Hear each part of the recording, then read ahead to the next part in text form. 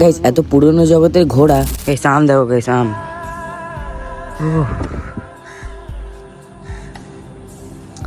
আম দেখেছো গাইস? এই সেই মসজিদ যেটা হচ্ছে মানে হ্যালো গাইস, গুড মর্নিং। আজকে কিন্তু আমরা যেতে চলেছি ফুরফুরা শরীফ। যারাই ওয়েস্ট বেঙ্গলে থাকে তারা কিন্তু কম বেশি সবাই ফুরফুরা শরীফ জিনিসটা কি এবং কোথায় এটা দেখতে পাচ্ছ। আমি কিন্তু সকাল সকাল চা খেয়ে নিচ্ছিলাম এন্ড তারপরে গেছিলাম একটু দোকানে বিরিয়ানির মশলা আনার জন্য। এখন কিন্তু এসেছিলাম বিরিয়ানির মশলা, যেহেতু আমরা থাকবো না বাড়িতে আর মারা করে খাবো বিরিয়ানি। আমরা যাবো হচ্ছে ফুরফুরা শরীফ, তো টাকাই নেই তো দোকানে। তারপরে কিন্তু ওখান থেকে চলে গেছিলাম নাইমকে আনার জন্য স্কুল। তারপরে বাড়ি এসে আমি কিন্তু রেডি হয়ে গেছিলাম ফুরফুরা শরীফ যাওয়ার জন্য, এবং এখানে দেখতে পাচ্ছ আমাদের গাড়িটাও চলে এসছে। ফুরফুরা শরীফ কিসব আছে এখানে, চলো কন্টিনিউ করা যাক ভিডিওটা। চ্যানেল নতুন হয়ে থাকলে অবশ্যই সাবস্ক্রাইব করো। ও হ্যাঁ, তোমাদের তো বলাই হয়নি, আমরা কিন্তু আগে যে মিষ্টির দোকানে দুধ দিতাম এখন কিন্তু আমরা ওই মিষ্টির দোকানে আর দুধ দিই না, নতুন একটা মিষ্টির দোকানে দুধ দিচ্ছি। হ্যাঁ, সেই মিষ্টির দোকানে কিন্তু আমরা দাঁড়িয়েছিলাম একটু টাকা নেওয়ার জন্য। যদিও বা প্রতিদিনকার টাকা প্রতিদিন দেয় না, তবে ওই দোকানের থেকে এই দোকানের রেট বেশি। তারপর দেখতে পাচ্ছ আমরা সবাই একসাথে হয়ে রওনা হয়ে গেলাম ফুরফুরা শরীফে যাওয়ার জন্য। সবার ফার্স্টেই কিন্তু চলে গেছিলাম আমাদের বাড়ির পাশে শরৎ কলোনি মাজারে।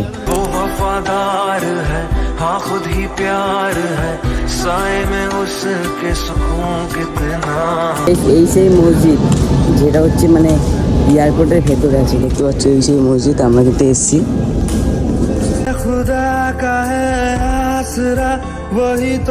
শরৎ কলোনি মাজার জিয়ারত করার পর আমরা কিন্তু বেরিয়ে পড়েছিলাম ডাইরেক্ট ফুরফুরা শরীফ যাওয়ার জন্য। তোমরা কে কে ফুরফুরা শরীফ গেছো অবশ্যই কিন্তু কমেন্টে জানাও। আর হ্যাঁ গাইস, আমি কিন্তু এবারে আস্তে আস্তে লং ভ্লগ করা শুরু করে দিয়েছি। আমি কিন্তু যখনই গাড়ি করে ট্রাভেল করি এই রাস্তার দৃশ্য দেখতে দেখতে এনজয় করতে করতে আমি কিন্তু সেখানে যাই। তোমাদের সাথে কথা বলতে বলতে দেখতে পাচ্ছ আমি কিন্তু ফুরফুরা শরীফের গেটের এখানে চলে এসেছি।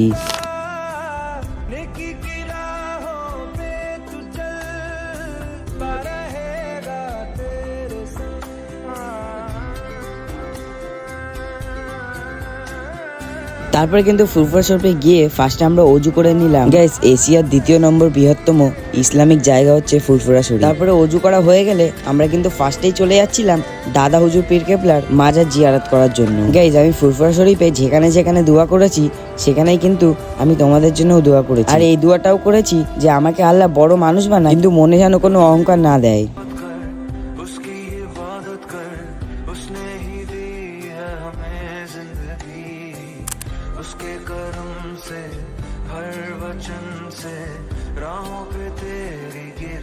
তারপরে কিন্তু আমরা চলে যাচ্ছিলাম নলেজ সিটি দেখার জন্য। যারা যারা জানো না তাদেরকে বলে রাখি, এই নলেজ সিটিটা কিন্তু আব্বাস সিদ্দিকী বানাচ্ছে। এই যে ডাম্পারটা দেখছো, এই ডাম্পারটা কিন্তু নলেজ সিটিতেই বালি নিয়ে যাচ্ছে। যেহেতু বাইরে অনেক গরম ছিল তার জন্য আমরা গাড়ির থেকে নামিনি, গাড়িতে বসে বসেই সবকিছু ঘুরছিলাম। আর এই যে হচ্ছে নলেজ সিটির সেই বিল্ডিংটা। আর এই পাশে আরো অন্য ধরনের বিল্ডিং বানানোর কাজ চলছে, আমি ঠিক জানি না তার জন্য তোমাদের বলতে পারলাম না। নলেজ সিটি হচ্ছে টোটাল 100 বিঘা জমি নিয়ে, মানে এর মধ্যে সবকিছুই থাকবে। তবে হ্যাঁ, এটা কিন্তু ফুরফুরা থেকে একটু দূরে। আর আব্বাস সিদ্দিকীর ইচ্ছা আছে যে এই জায়গাটা অনেক সুন্দর বানাবে। তারপরে কিন্তু নলেজ সিটি থেকে ঘুরে আসার পর আমরা চলে গেছিলাম তুর্কির একটা মসজিদ দেখার জন্য, যেটা ফুরফুরা শরীফেই তৈরি করেছে। তো তারপরে কিন্তু এই তুর্কির মসজিদের গেটটা খুলে ভেতরে আসলাম। ভেতরে এসে দেখি এখনো কিন্তু ভেতরে কাজ চলছে, মানে এসি ইনস্টলিং করছে। তবে মসজিদটা ছোট হলেও কি হবে, অনেক সুন্দর দেখতে হয়েছে। তো তোমরা এই মসজিদটা 10-এর মধ্যে কত দেবে অবশ্যই কিন্তু কমেন্টে জানাও। তো তারপরে কিন্তু আমরা ছোট হুজুরের মাজার জিয়ারত করার পর চলে এসেছিলাম ডাইরেক্ট খেতে, যেহেতু অনেক খিদেও পেয়ে গেছিল। আমি এখানে খাচ্ছিলাম বিরিয়ানি আর ওখানে আব্বুরা খাচ্ছিল সবজি ভাত। তারপরে চলে গেছিলাম আরো একটা হুজুরের বাড়ি। আমি হুজুরটার নাম ঠিক জানি না, তবে এই হুজুরটার বাড়ি একটা অনেক সুন্দর ঘোড়া আছে, এন্ড এছাড়াও এখানে কিন্তু অনেক একটা সুন্দর বিড়ালও আছে। ফুরফুরা শরীফে আসার পর যদি আমরা ফুরফুরা শরীফের খাবার না নিই তাহলে কেমন একটা জিনিস মিসিং মিসিং লাগে।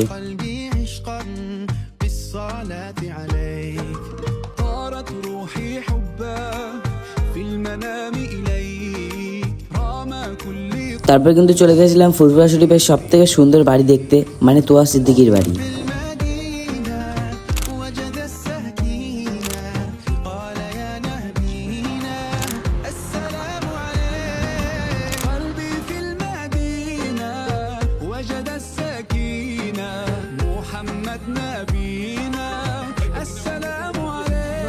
আম দেখো গাইস, আম।